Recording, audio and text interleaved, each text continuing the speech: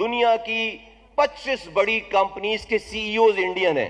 25 बड़ी कंपनीज के CEOs Indian हैं। जलवा है हमारा। उन 25 कंपनीज के पास $5 ट्रिलियन का बजट है। $5 खरब, $5 ट्रिलियन का बजट है उनके पास। और ये जो आज इंडिया में फॉरेन इन्वेस्टमेंट की भरमार आई हुई है, ये जो बरस रहे हैं डॉलर, वो कौन ला रहा है? 10 साल के बाद देख लीजिए, दुनिया का टैलेंट इंडिया से निकल रहा है। It is a fact.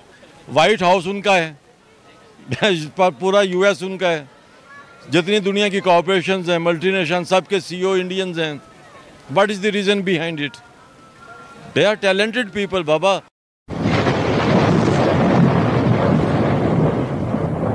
क्या लगता है कि इंडिया की अगर हम मार्केट को देखें तो इंडिया बहुत सारे मल्टी मिलियनेयर्स प्रोड्यूस कर रहा है। बहुत बड़े बड़े नाम जो है जो हमें इंटरनेशनल प्लेटफॉर्म पर नज़र आते हैं वो इंडिया से होते हैं। आखिर ऐसा कि हमें अपने आप को खुद इतना अंडर एस्टिमेट नहीं करना चाहिए। तो ठीक है, इंडिया जो है उसकी ग्रोइंग इकोनॉमी है, लेकिन हम लोग भी पीछे नहीं हैं। लेकिन एक बात जिसको हमें देखना है कि वो ये है कि हम अपने आप को बड़ा समझते हैं, तो हम अभी इतने बड़े नहीं हैं, हमें बहुत मेहनत करने की ज़रूरत है। तो एक लेवल होता है, उस लेवल से हमें ऊपर आने की ज़रूरत है। तो हम खुद ही एज्यूम कर लेते हैं बहुत सी चीज़ें, हम स्ट्रगल नहीं कर रहे हैं। एज अ नेशन हमने अपने आप को जो है वो बिल्कुल भी जो है ना स्ट्रॉन्ग नहीं किया है। एज अ नेशन हम स्ट्रॉन्ग होंगे, एक होंगे, तो एक होकर ही हम इकॉनमी को स्ट्रॉन्ग कर सकेंगे, मुकाबला कर सकेंगे, दुनिया में अपना नाम कर सकेंगे। इस वक्त हम डिवाइडेड हैं, हम हर चीज़ में डिवाइड हैं, हम किसी चीज़ के ऊपर भी हम एक नहीं हैं। तो पहली चीज़ तो ये है कि हमें एक होने की ज़रूरत है। हमें एक एज अ नेशन, जो नेशन हमें कायद-ए-आज़म मोहम्मद अली जिन्ना ने दी थी, वो नेशन आज नहीं है। अच्छा, क्या कहना चाहेंगे सर? आपने कहा कि हम डिवाइडेड हैं, तो किस तरह से यूनिटी लाई जा सकती है हर प्लेटफॉर्म के? पहले तो पॉलिटिकल स्टेबिलिटी बहुत ज़रूरत है मुल्क के अंदर। पॉलिटिकल स्टेबिलिटी होगी मुल्क के अंदर, गवर्नमेंट स्टेबल होगी। जब गवर्नमेंट स्टेबल होगी तो फिर हमारी इकॉनमी भी स्टेबल हो जाएगी। बहुत सारी चीज़ें अभी बहुत मेहनत करनी है, बहुत कुछ करना है। तो क्या कहेंगे सर कि किस तरह से गवर्नमेंट को स्टेप्स लेने चाहिए, क्या स्टेप्स लेने चाहिए जिसकी वजह से जो है ये चीज़ें बेहतर हो? पहले तो नेशन बिल्डिंग। जब आवाम जो है वो इतनी अभी मैच्योरिटी नहीं दिखाती किसी भी चीज़ के अंदर ना, इलेक्शन आ जाएंगे, फिर वही लोग आ जाते हैं, फिर वही लोग इलेक्ट हो जाते हैं। तो नेशन बिल्डिंग जो है वो बहुत ज़रूरी है सर। इसकी वजह हमारी आवाम है और हुक्मरान में ही है हमारे, कि हम लोग अपने लोगों पर इन्वेस्ट नहीं करते। जो हमारे पॉलिटिशियंस हैं वो हमारी, क्या लगता है कि इंडिया में कहाँ पर काम किया जा रहा है अपनी आवाम की ग्रूमिंग के लिए? वो स्टार्टिंग से, अभी से नहीं, जब से ये पार्टीशन हुई है उसके बाद से वो अपने लोगों पे काम करना स्टार्ट कर रहे हैं। और वो लॉन्ग टर्म इन्वेस्टमेंट्स करते हैं, अपने लोगों के ऊपर इन्वेस्टमेंट करते हैं, उनको बिजनेस अपॉर्चुनिटीज़ देते हैं, अपनी आवाम के बारे में सोचते हैं, उनके बच्चों के बारे में सोचते हैं, उनकी तलीम एजुकेशन के बारे में सोचते हैं। जबकि हमारे यहाँ ऐसा कुछ नहीं है। हम लोगों ने सिर्फ अपनी आवाम को मरने के लिए छोड़ा होता है। हर बंदा अपनी जो सा है जुस्तजू में अपनी ज़िंदगी जीने के लिए वो लगा हुआ है। उसका कोई विजन नहीं है, उसको कोई विजन अगर वो सोचना भी चाहे उसको रास्ते नज़र नहीं आते, उसको जो सी अपॉर्चुनिटीज़ नज़र नहीं आती इस मुल्क के अंदर। वो सिर्फ अपने इसी कामों में उलझा हुआ है कि मैंने दिन में कमाना कहाँ से है और रात को खाना कहाँ से है। तो आपको क्या लगता है कि सर किस तरीके से जो है हमें पॉजिटिव वे में अपनी मार्केट के अंदर इम्प्रूवमेंट्स ला सकते हैं? एजुकेशन से और लोगों के ऊपर इन्वेस्ट करने से। हमें अपने जो उनसे टैलेंटेड लोग हैं उन पे इन्वेस्ट करना चाहिए। आप यहाँ पे अक्सर देखते हैं कि कुछ लोग जो स्पोर्ट्समैन हैं किसी भी वो शोबे से हों, वो बाहर से कुछ यानी कि जीत के आते हैं, कोई विनिंग होते हैं, स्टार्स होते हैं वो हमारे, लेकिन हमने उनको अब बैकवर्ड पे फेंका होता है।